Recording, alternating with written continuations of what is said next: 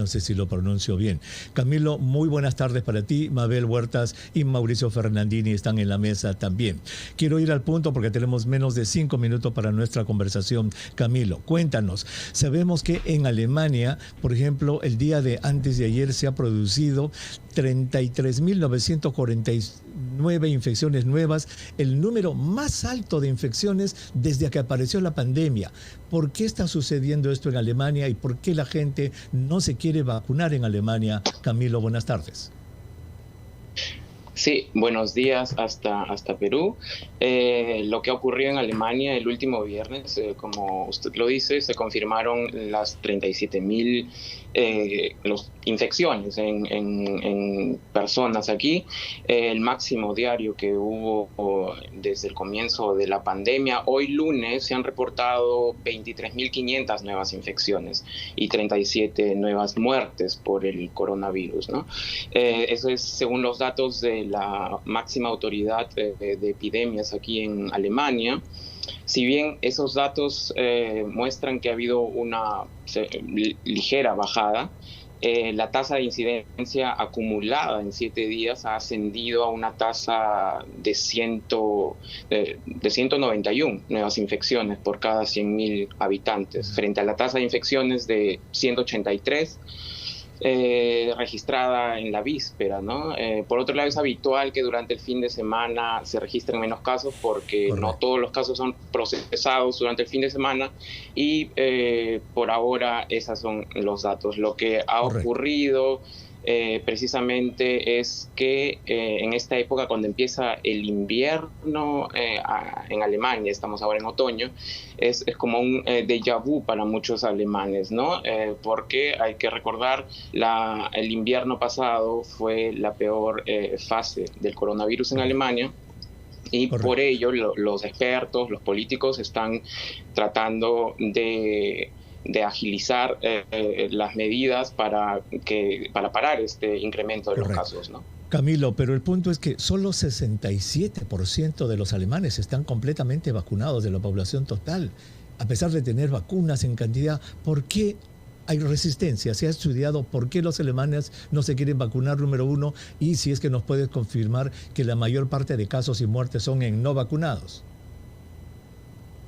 Eso es cierto. El escepticismo es sobre todo un problema aquí, el escepticismo sobre las vacunas, los negacionistas de las vacunas y la resistencia que existe en aún muchas personas, ¿no? Hasta ahora el gobierno se ha abstenido de tomar medidas estrictas, aunque en muchos estados federados el pasaporte COVID ahora es obligatorio para entrar en restaurantes, por ejemplo, o instalaciones deportivas.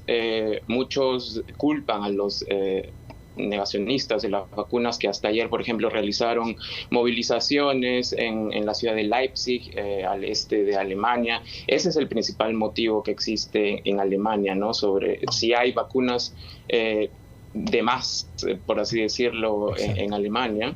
El debate está ahora en si se puede hacer obligatorio la vacunación, pero se necesitan reglas claras, según dicen los expertos. Camilo, ¿no? Disculpa que te interrumpa. ¿Se puede decir entonces que, al igual que en Rusia, que en Estados Unidos, esta es una epidemia de muertes en no vacunados en Alemania? Exacto. Eso mismo lo ha dicho el ministro de Salud de Alemania, el señor Jens Spahn, que ha alertado a la población que esto es sobre todo una pandemia de los no vacunados, y han insistido en la vacunación con la tercera dosis, ¿no? Por ejemplo, ahora la canciller alemana también está abogando en ese sentido.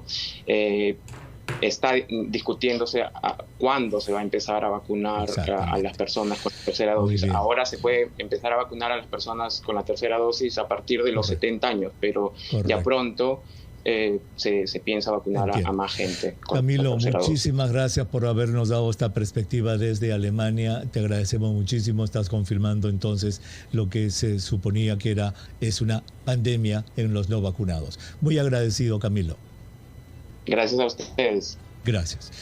Mabel, Mauricio, ahí está, otro país que tiene su pandemia de no vacunados. El Perú, y esa es la pregunta, ¿está en camino a tener una tercera ola de no vacunados? Esperemos. Esa es la gran pregunta, y el MINSA tiene que cerrar brechas. Y esa idea que tenemos de que, ay, que ya estamos con adolescentes, con niños, qué bien que va. No, menos del 50% de los peruanos de la población total estamos vacunados. Menos del 50%.